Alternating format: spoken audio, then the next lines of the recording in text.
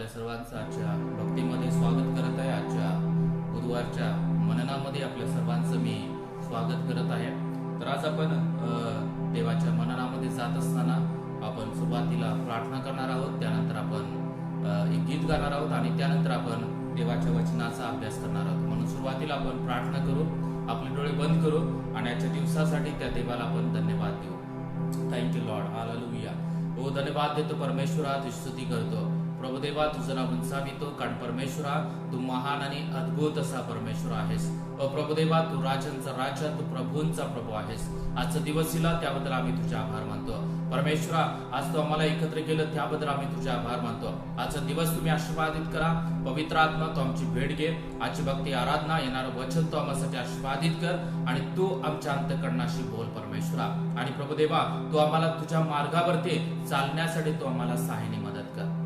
धन्यवाद देतो पुन्हा एकदा प्रभुदेवा, आजचा दिवस दिला त्याबद्दल आम्ही तुझे आभार मानतो। पुन्हा एकदा तो आम्हाला पवित्र आत्मा मार्गदर्शन केलं, तो आम्हाला प्रेरणा दिली प्रभुदेवा तुझ्या भक्तीमध्ये येण्यासाठी, त्याबद्दल आम्ही तुझे आभार मानतो। धन्यवाद देतो। इथून पुढची सर्व होणारी भक्ती आराधना आम्ही तुमच्या महान हातामध्ये देऊ। प्रार्थना येशूच्या नावात करतो म्हणा, एका पित्या, आमेन आमेन। Thank you Lord.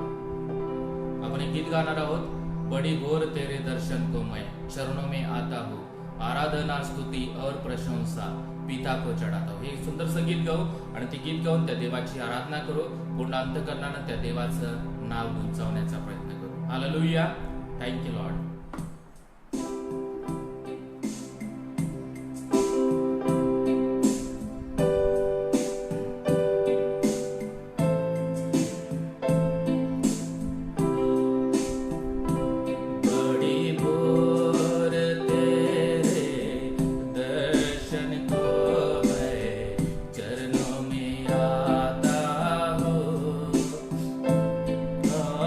आराधना स्तुति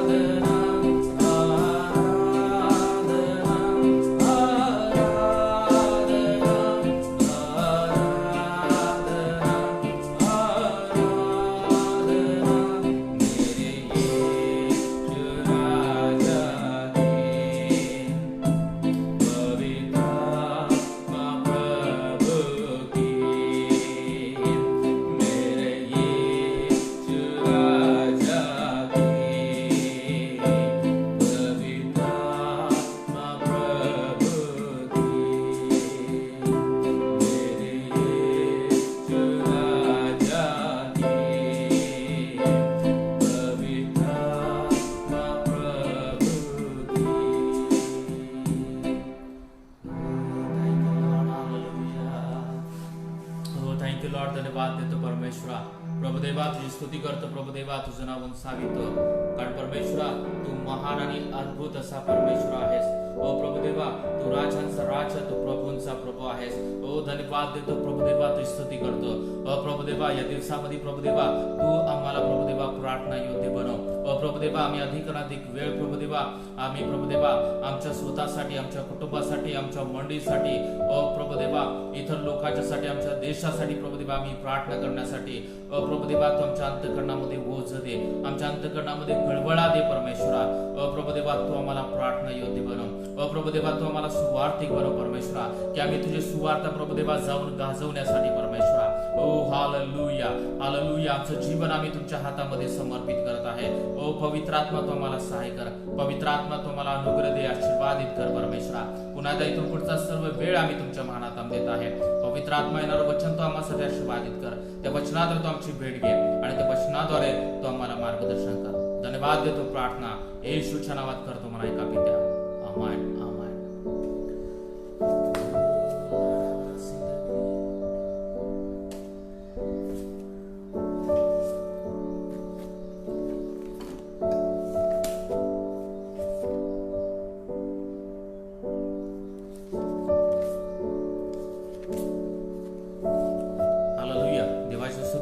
आजच्या वेळेमध्ये आपण एक शास्त्रभाग वाचणार आहोत आणि आपण खूप दिवसापासून आपण काही वचनाची सिरीज आपण पाहत आहे की सध्या आपण बुधवारच्या डिवोशन मध्ये पाहत आहोत की आपण ख्रिस्तामध्ये कोण आहोत. हालेलुया.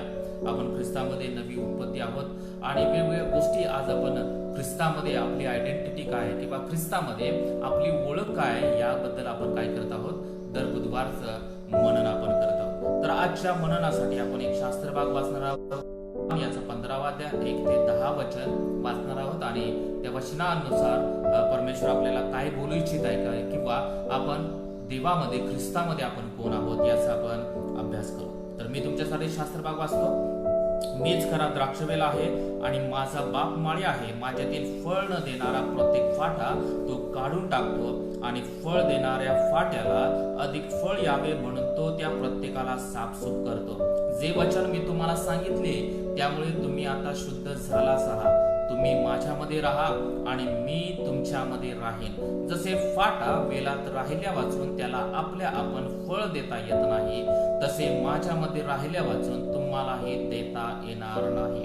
मीच वेल आहे, तुम्ही फाटे आहात. जो माझ्यामध्ये राहतो आणि मी ज्याच्यामध्ये राहतो तो पुष्कळ फळ देतो, कारण माझ्यापासून वेगळे असल्यास तुम्हाला काही करता येत नाही. कोणी माझ्यामध्ये राहिला नाही तर त्याला फाट्याप्रमाणे बाहेर टाकतात व तो वाळून जातो आणि तसले फाटे गोळा करून अग्नीत टाकतात व ते जळून जातात. तुम्ही माझ्यामध्ये राहिला व माझी वचने तुम्हामध्ये राहिली तर जे काही तुम्हास पाहिजे असेल ते मागा, म्हणजे ते तुम्हाला प्राप्त होईल. तुम्ही विपुल फळ दिल्याने माझ्या पित्याचे गौरव होते आणि तुम्ही माझे शिष्य व्हाल. जशी पित्याने माझ्यावर प्रीती केली तशी मीही तुमच्यावर प्रीती केली आहे.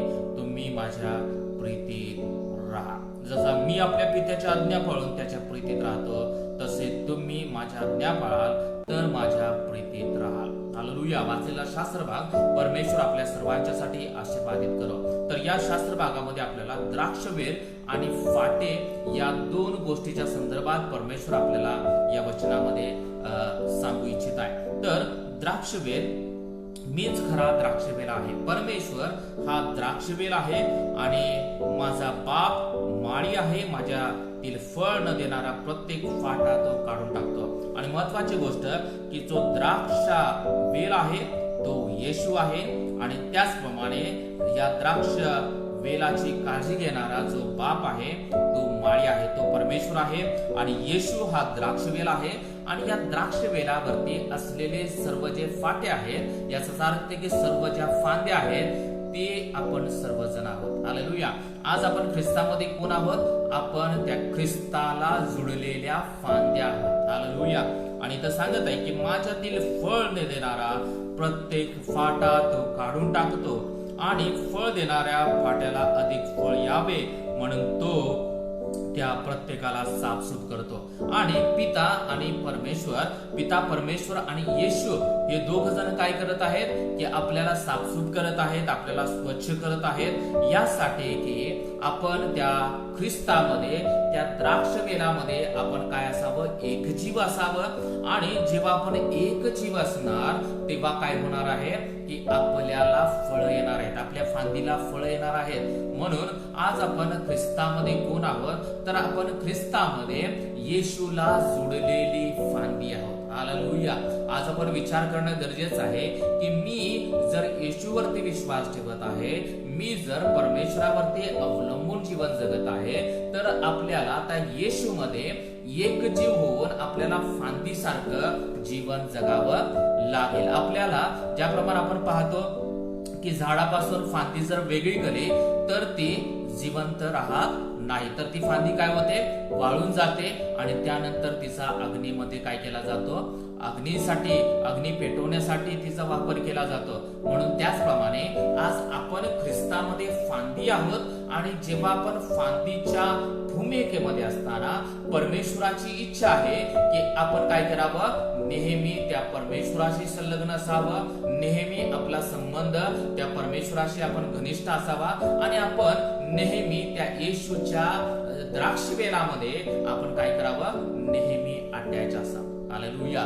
जोपर्यंत आपण अटॅच असणार येशूला, तोपर्यंत आपल्या फांदीला फळ येत राहणार, तोपर्यंत येशूचा स्वभाव, येशूचे दैवी गुणधर्म आपल्यामध्ये येत राहणार. आणि जेव्हा आपला एकजीवपणा येशूपासून आपण जेव्हा विभक्त होणार, आपण पाप करणार किंवा आपण परमेश्वराची अवज्ञा करणार आणि परमेश्वराने दाखवलेल्या मार्गानुसार जर आपण जीवन जगणार नाही, तर आपण वेगळी केलेली फांदी बनणार आहोत. म्हणून आज परमेश्वर आपल्याला फांदीची उपमा देत आहे. आणि या फांदीकडून परमेश्वर एक अपेक्षा सुद्धा करत आहे की आपण त्या परमेश्वरामध्ये, त्या येशूमध्ये आपण एकजीव राहावं प्रियानो. म्हणून हे गोष्ट लक्षात ठेवा की परमेश्वरापासून वेगळं झाल्यावर आपण काहीच नाहोत. आपण जर येशू पासून वेगळे आहोत तर आपली किंमत काय आहे, शून्य आहे. म्हणून आपल्याला जर फळ द्यायचं असेल तर आपल्याला त्या येशूमध्ये एकजीव होण्याची गरज आहे. म्हणून आज आपण पाहत आहोत की ख्रिस्तामध्ये आपण कोण आहोत, तर ख्रिस्तामध्ये आपण फांदी आहोत, त्या येशूला जोडलेली फांदी आहोत. जोपर्यंत आपली फांदी, आपलं जीवन येशू सोबत जोडलेलं आहे, तोपर्यंत आपल्या फांदीला फळ येत राहणार. आणि जेव्हा ही फांदी येशू पासून विभक्त होणार, तेव्हा ही फांदी काय होणार, वाळून जाणार. म्हणून आज आपण सर्वजण येशू ख्रिस्तामध्ये जोडलेली फांदी आहोत. आणि या फांदीची भूमिका काय आहे किंवा या फांदीची जबाबदारी काय आहे ते आपण विचार करणं गरजेचं आहे. या फांदीच्या दोन जबाबदाऱ्या आहेत. एकच की त्या येशू सोबत जुडून राहणं, आणि दुसरी गोष्ट की जेव्हा आपण जुडणार तेव्हा या फांदीला काय येणार, फळ येणार. म्हणून पहिली गोष्ट की आपण येशूमध्ये फांदी आहोत. येशू हा आपला द्राक्षवेल आहे आणि येशूच्या द्राक्षवेलाला आपण जुडलेलो आहोत फांदीप्रमाणे. आणि जेव्हा आपण जुडलेलो आहोत तेव्हा आपण फळ देणार आहोत. हालेलुया. म्हणून सर्वांनी या गोष्टीकडे लक्ष देण्याची गरज आहे की आज आपण ख्रिस्तामध्ये येशूला जोडलेली फांदी आहोत. हालेलुया. म्हणून हे आपण विसरता कामा नये की आपण फक्त फांदी आहोत. काही लोकांना वाटतं की आपणच काय आहोत, की झाड आहोत. काही वेळेला आपल्यामध्ये गर्व येतो, घमंड येतो, काही वेळेला आपल्या बुद्धीवरती आपण जास्त अवलंबून राहतो. ज्याप्रमाणे बायबलमध्ये उत्तम उदाहरण आहे सैतानाचं. ज्याप्रमाणे लुसिफर हा काय होता, देवदूत होता. आणि तो स्वर्गामध्ये जेव्हा आराधना करायचा तेव्हा त्याची आराधना खूप सुंदर असायची. आणि अशा प्रकारचं वातावरणामध्ये तो जगत असताना तो फांदी होता हे तो विसरला. आणि त्याला वाटलं की सर्व लोक माझे ऐकतात किंवा माझ्या आज्ञेचं पालन करतात, स्तुती आराधना करत असताना, तेव्हा मी जर देव झालो, मी जर द्राक्षावेल झालो तर काय होईल. आणि त्या क्षणी देवाचा क्रोध त्या देवदूतावरती आला, लुसिफरवरती. आणि त्यानंतर त्याला स्वर्गामधून खाली टाकण्यात आला. हालेलुया. म्हणून महत्वाची गोष्ट आपण सर्वांनी लक्षात ठेवणं गरजेचं आहे की आपली भूमिका फक्त फांदीची आहे. येशू हा वेल आहे, द्राक्षवेल आहे. तो महत्वाचा रोल तो त्याच्या पद्धतीने तो पार पाडणार आहे. परंतु आपला रोल जो काय आहे फांदीचा, की आपल्याला नेहमी येशूमध्ये जोडून राहायचं आहे. आपल्याला दुसरं काही काम करायचं नाही प्रियानो. फक्त आपल्याला येशूला जुडून राहायचं आहे आणि जेव्हा आपण येशूला जुडून राहणार तेव्हा सर्व प्रकारचे आशीर्वाद, सर्व प्रकारचं सामर्थ्य, सर्व प्रकारचा अभिषेक, सर्व प्रकारचे येशूमध्ये असलेले सर्व गुणधर्म किंवा येशूमध्ये असणाऱ्या सर्व गोष्टी त्या आपोआप आपल्याला काय करणार, पोहोचणार. काही वेळा आपण काय करत असतो, विचार करत असतो की मी प्रार्थना करत आहे, मी काय करत आहे, देवाचं वचन वाचत आहे, परंतु तरी सुद्धा देवाच्या अभिषेकानं, देवाच्या सामर्थ्यानं मला का भरलं जात नाही, देव माझ्यासोबत का नाही. आणि याचं एकच कारण आहे की आपण काय करतो, प्रार्थना करतो, देवाचं वचन वाचतो, परंतु आपलं जीवन त्या येशूला जुडलेलं नाही आहे. हालेलुया. आपलं जीवन हे नेहमी येशूला जुडलेलं पाहिजे. जेव्हा आपण जुडलेलं असणार तेव्हा काय होणार आहे की येशूचे सर्व गुणधर्म, येशूमध्ये असणारं सर्व सामर्थ्य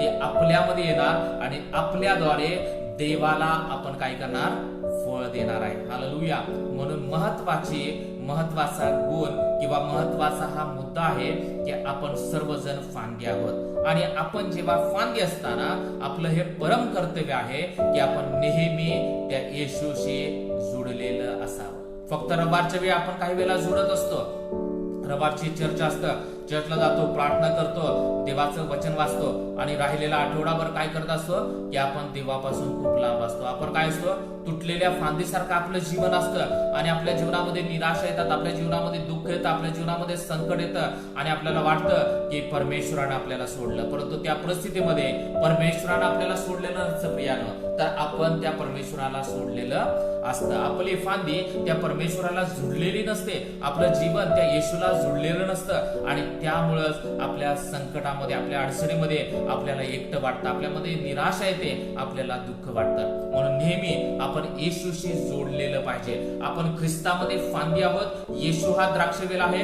आणि आपण त्या द्राक्षवेलाची फांदी आहोत आणि आपलं काम आहे की नेहमी त्या येशूशी जुडलेलं राहणं. हालेलुया. पुढे आपण वाचणार आहोत, जे वचन मी तुम्हाला सांगितले त्यामुळे तुम्ही आता शुद्ध झालाच आहात, तुम्ही माझ्यामध्ये राहा आणि मी तुमच्यामध्ये राहीन. जसे फाटा वेलात राहिल्या वाचून त्याला आपल्या पण फळ देता येत नाही, तसे माझ्यामध्ये राहिल्या वाचून तुम्हालाही देता येत नाही. आणि तो सांगत आहे की येशूमध्ये राहिल्या वाचून आपल्याला काहीच करता येणार नाही. म्हणून जर आपल्याला काहीतरी करायचं असेल, जर आपल्याला आपलं जीवन आशीर्वादित व्हायचं असेल किंवा आपल्याला काहीतरी करायचं असेल तर आपल्याला येशूमध्ये राहावं लागेल. म्हणून इथे सांगत आहे की जसा फाटा वेलात राहिल्या वाचून त्याला आपल्या आपण फळ देता येत नाही, ज्याप्रमाणे फांदी जोपर्यंत वेलात राहत नाही तोपर्यंत तिला फळ देता येत नाही, त्याचप्रमाणे जोपर्यंत आपण त्या येशूमध्ये राहणार नाही, परमेश्वरामध्ये आपण जोपर्यंत राहणार नाही तोपर्यंत आपल्याला सुद्धा काहीच करता येणार नाही. मी वेल आहे, तुम्ही फाटे आहात. येशू हा वेल आहे, आपण सर्वजण फाटे आहोत. आपली फाट्याची भूमिका आहे, आपल्याला येशूमध्ये जुडलं राहण्याची गरज आहे. जो माझ्यामध्ये राहतो आणि मी ज्याच्यामध्ये राहतो तो पुष्कळ फळ देतो. आणि जेव्हा आपलं जीवन त्या येशूमध्ये जुडलेलं असतं तेव्हा परमेश्वर सांगत आहे की आपण पुष्कळ फळ देणार. हालेलुया. आपण पुष्कळ फळ देणार प्रियानं, कारण माझ्यापासून वेगळे असल्यास तुम्हाला काही करता येत नाही.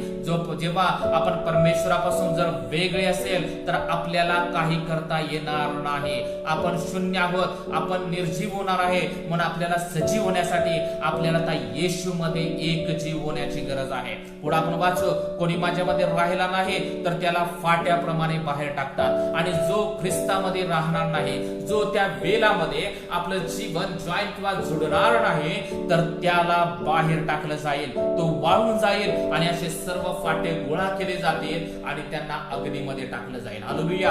आपण विश्वासामध्ये वाढत असताना आपण त्या येशूमध्ये जुडलेलं आपल्याला राहायचं आहे. आपण तो येशू हा वेल आहे, आपण फाटे आहोत, आपल्याला जुडलं राहायचं आहे. आपण जुडलं राहणार तेव्हाच परमेश्वर आपल्याला आशीर्वादित करणार, आपल्यामध्ये तो जिवंतपणा असणार. आणि जेव्हा आपण येशूपासून विभक्त होणार तेव्हा तो जिवंतपणा आपल्यामधून निघून जाणार आणि आपण निर्जीव बनणार, आपण वाळून जाणार आणि त्याचा शेवटी नाश होणार की त्या सार्वकालिक अग्नीमध्ये. आणि पुढे सांगत आहे की तुम्ही माझ्यामध्ये राहिलात व माझी वचने तुम्हामध्ये राहिली तर जे काही तुम्हाला पाहिजे असेल ते मागा, म्हणजे ते तुम्हाला प्राप्त होईल. आणि जेव्हा आपण प्रभू येशू मध्ये आपलं जीवन जगणार, येशू मध्ये आपण जॉईन राहणार, आपण जुडलेलं राहणार, तेव्हा परमेश्वर सांगत आहे की तुम्हाला जे पाहिजे असेल ते मागा, ते सर्व तुम्हाला प्राप्त होईल. हालेलुया. किती अद्भुत अभिवचन परमेश्वर आज आपल्या सर्वांना देत आहे. परमेश्वर सांगत आहे की परमेश्वर येशू हा वेल आहे, आपण सर्वजण फाटे आहोत. आणि जेव्हा आपण फाट्याची भूमिका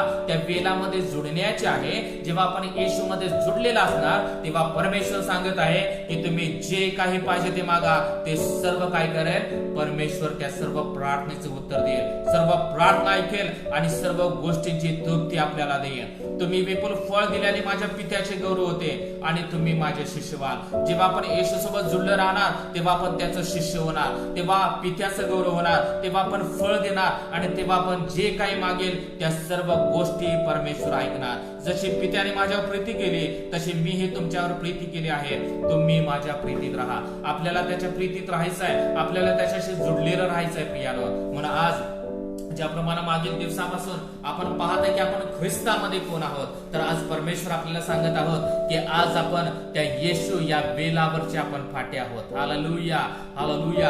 आपण त्या ख्रिस्ताच्या वेलावरचे फाटे आहोत. म्हणून आपलं परम कर्तव्य आहे की नेहमी त्या ख्रिस्ताच्या वेलाशी जुडलेलं पाहिजे. जेव्हा आपण जुडलेला असणार तेव्हा आपल्याला किंमत असणार, जेव्हा आपण जुडलेला असणार तेव्हा ते दैवी सामर्थ्य, त्या येशू मधले सर्व गुणधर्म आपल्यामध्ये येणार. ज्याप्रमाणे फांद्या झाडांना काय असतात, अटॅच असतात, जुडलेला असतात, त्यामुळं ते फांद्यामधून त्या वेलीमधून येणारा सर्व, त्या जमिनीमधून येणारा सर्व क्षार त्या सर्व फांद्यामध्ये जात असतं. त्याचप्रमाणे जेव्हा आपण त्या येशू मध्ये जुडलेलं राहणार, तेव्हा येशू मध्ये असणारे सर्व क्षार, येशू मध्ये असणारे सर्व गुणधर्म, येशू मध्ये असणारं सर्व सामर्थ्य, येशू मधल्या सर्व गोष्टी त्या फांदीमध्ये आपोआप काय करणार, वाहत्या राहणार प्रियानो. हालेलुया. म्हणून जर आपल्याला देवाच्या आशीर्वादाने भरायचं आहे तर आपल्याला त्या ख्रिस्ताशी जोडलं जाण्याची गरज आहे. काही वेळा आपण काय करतो की आपण लांब असतो, आपण ख्रिस्ताशी जोडलेलो नसतो आणि आपण विचार करतो की देव माझ्या बरोबर का नाही,